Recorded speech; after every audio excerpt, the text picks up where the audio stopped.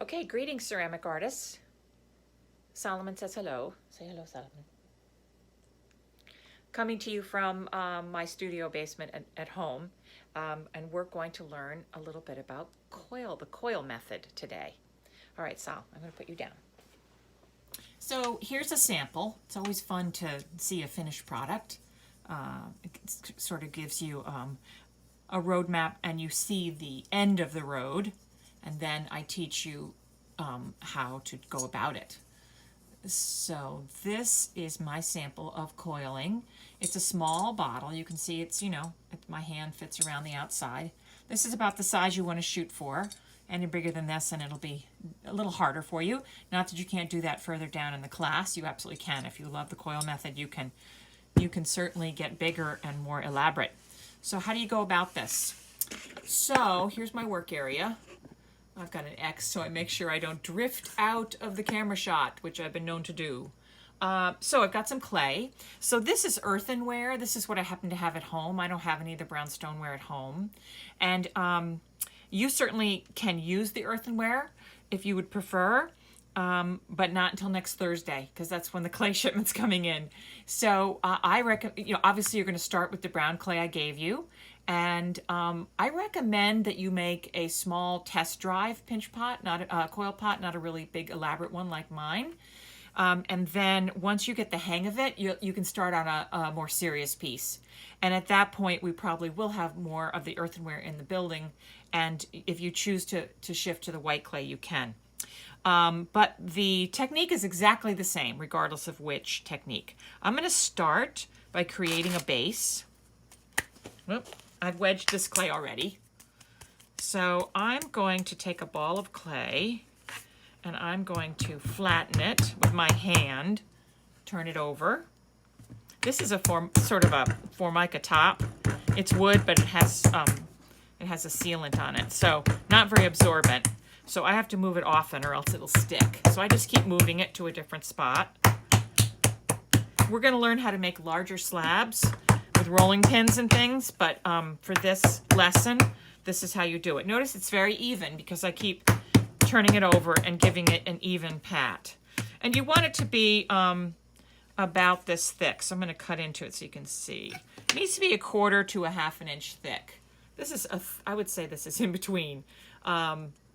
Too thin and your bottom will be very vulnerable to cracking and breaking. So that's about right, okay? Everyone sees that. All right, so what kind of a base should you start with? Well, if you're looking to make a round pot, you start with a round base. But you can also do any shape you want, as long as it's not hard-edged. This is a organic form. This is not, we're going to have some other techniques down the road where you can make really precise, like boxes that are square, rectangular, have sharp edges, but that's not for coiling. Coiling is an organic, soft design. So you could start with a circle. For instance, I look around the studio for something that I can trace and cut, and that's what this pot is. I'm going to also show you that you could decide that you're going to make like an amoeba shape. You could do something like that. Let's pull this away. I'm going to smush it up so it doesn't dry out. I'm going to make sure this isn't stuck. There we go. And I like to work on a little board or a piece of paper at the beginning, because as you work, the weight of the coils on the table, it can end up getting stuck. So we have paper towel in the studio. You could grab a piece of that. I happen to have an index card. You can also find, we don't have a lot of smaller boards in the studio, but I do have some, and you could work on a board. Okay, so on I go. So I've got my base, and it's time to coil.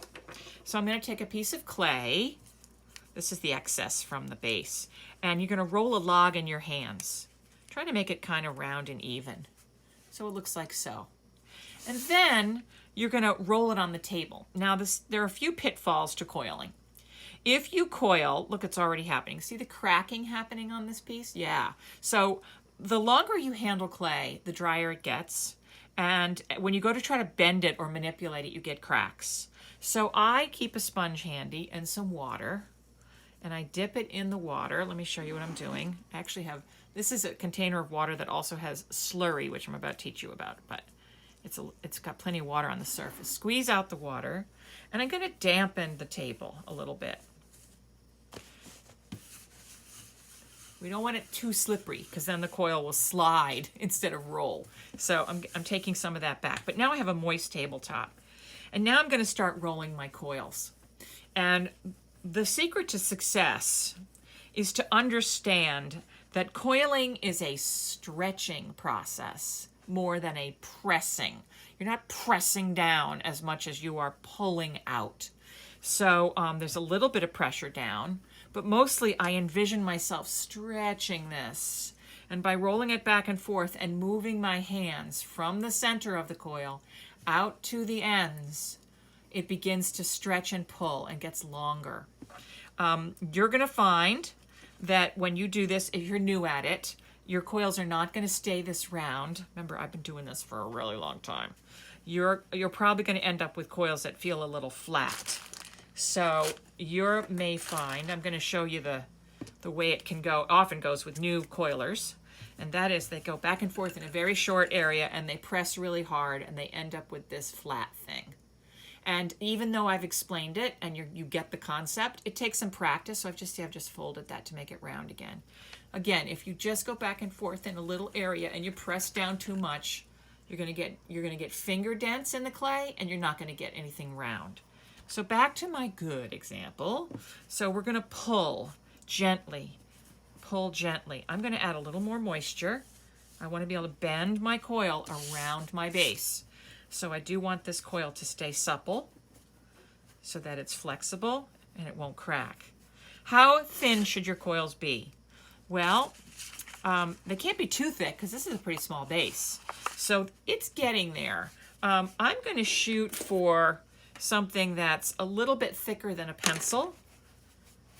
No thinner. If you go any thinner than a pencil, your pot grows so slowly because you're putting these little tiny coils. You want to have some substance to the coil. This is good. Notice you can't see, sorry. Notice I'm going to different parts of it now because it's so long. This is great. And this is hard for you to do as a newbie, so you can make shorter coils than what you've just seen. So now I'm going to put this on here, right, and wrap it around. You need to know this. You have to be sure that this coil sticks to this base. There's nothing worse than making a beautiful coil pot and picking it up one day and finding that the bottom stays on the table and the pot comes off in your hand. So the first coil we need to attach well. And so you're learning now this technique that you'll use for the rest of the school year in my class, which is called scoring and slurrying. Some art teachers call it score and slip.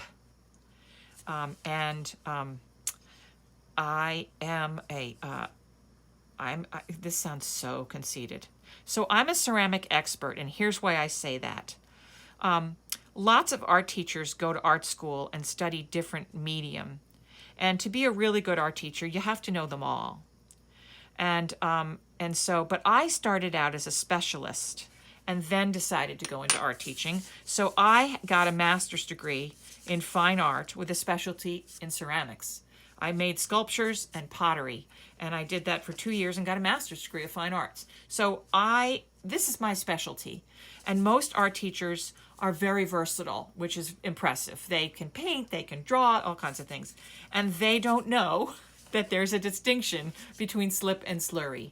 And I'll tell you that in another time. Just know that the technique, this is slurry. This stuff is called slurry, not slip. Okay? There you have it. Okay, I'm going to use my stick tool here. You all have one of these. You can also use a brush, and I have brushes available for you. And I'm going to lay some slurry down on where I made all those cross hatches. So as you can see, I'm making a big, rough, gooey surface. It's been chewed up, and I've added slurry, which is like a ceramic glue. It's just clay that has been melted in water. Okay, then I'm going to take my coil, and now this is really going to grab this now. And I'm going to set this down and work my way around the piece. Notice I'm shaping it. I'm shaping the coil to match the shape of my base. And round I go. Now, when you get to this point, you have to make a decision. There are two ways you can go with this. You can do the snake method, which means you just keep going with what you've got. And wherever you stop is where you start the next time. What you end up with is kind of a meandering look, right? It meanders, it stops here, it goes up and down. It's not, we'll talk about these dots and spirals in a minute, but you can see it's very organic and natural looking. And some people like that, but others want a really perfectly stacked, everything stacked perfectly. And if that's the case, then instead of snaking around, you would get here, and you're going to cut through you think you would just cut where the end is, but I recommend you move in about 1/2 inch and cut through this coil and the one below, because watch what happens. If I pull this away and I just remove this thing, oh, look how well it's stuck, that's good. And I set this down, look at that perfect connection there, right? You get a perfect connection. Let me bring it closer. So I just got this wonderful connection right there. And then you blend that in a little bit, blend that in, and on you go. So how do you add the next coil? Okay, so I'm going to roll another coil. And by the way, I've got a few on this one now. So let me show you how to add a coil when you don't score and slurry it on. So I'm rolling out my coil. Same deal. Let's move this away so you can see me rolling again. I'm going to do this quick because this will get boring. All right. Got a pretty nice coil here. Okay, so once you've got your base piece locked on, you can just simply lay the coil down, and I'm going to wrap it around part way, and I'm going to stop for a second because I'm going to go back over here where I started, and I'm going to pull the clay down. I'm just dragging a little bit of the clay. Let me bring it closer. I'll break this off.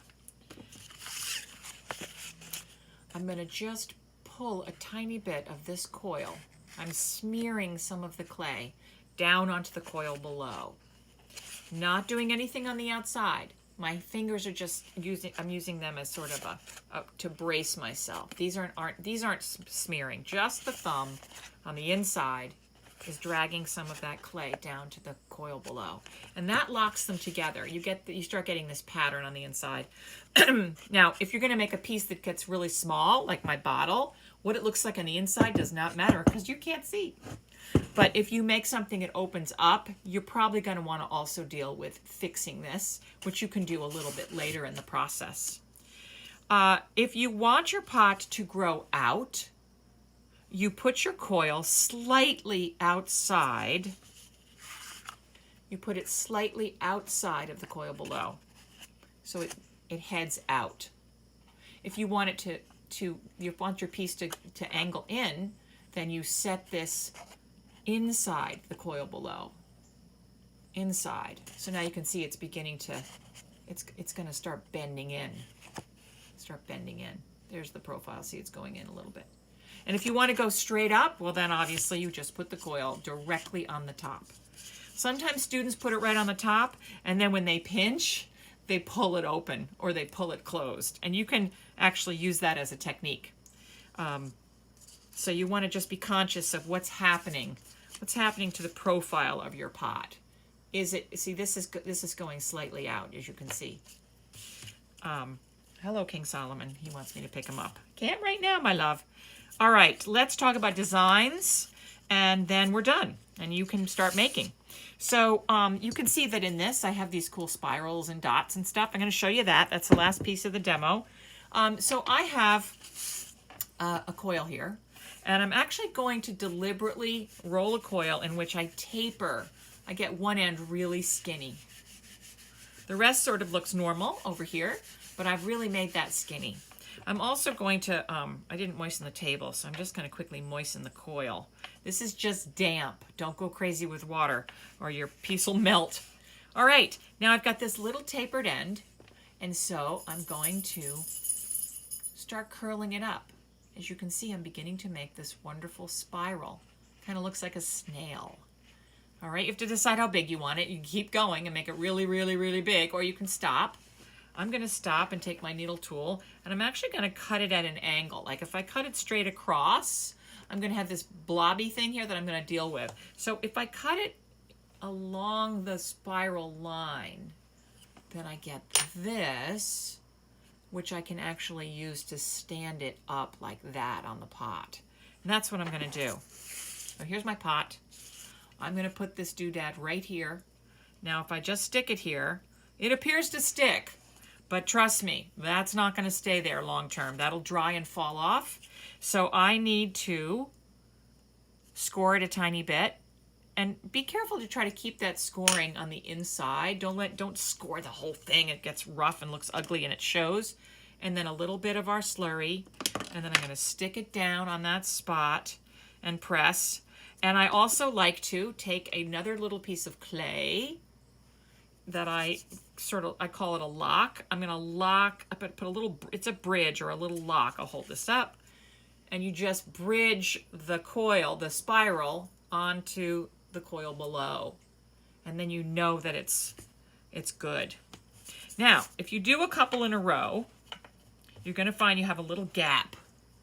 So here's another one. I'm going to roll it up. I'm trying to work a little faster now. This is way too long of a demo. Sorry, I'm sensitive to that. More than 10 minutes, it gets old. Okay, quickly, let's, I'm going to do this really fast. Quick and dirty, not very well done. That's okay, you know the deal. And I'm going to attach it here. Well, lo and behold, I've got a space there. See this space? And that won't be great later on if you want to put liquid in this thing. So that's what these are. That's what these are. You can either, if you don't want to make a big dot on the outside of your pot, you can take a little clay and fill the hole from the back. Let's just do that. And I'll smear this in. The clay's nice and wet, so it filled it beautifully. No more, sorry, I just dropped my needle tool. No more light showing through. But you can also, like, make lemonades with lemons. So I've got that hole. I'm going to make a dot. I do need the needle tool. Down I go. Okay. Gonna score it a little, gonna score this a little, not much, I don't want it to show, little drip of slurry, and I'm gonna put it on that spot. There it is. And then I take a pencil. And I push with the pencil. And that does two things. Form and function. It locks that dot onto the clay, and it also kind of looks cool. It looks like a little design, right? And you can see when it's finished that it's another element, another design. So that's what I want to show you for now. There's some other coiling fun, but this, as I say, this video needs to end so you can get going and enjoy. So thank you for watching. If you've watched it at home on your own time, I thank you. Very nice of you to spend your own time outside of class. If you have waited and you're watching it in the studio, that's totally fine too. Get started and have fun, and I'll come around and help you as you go.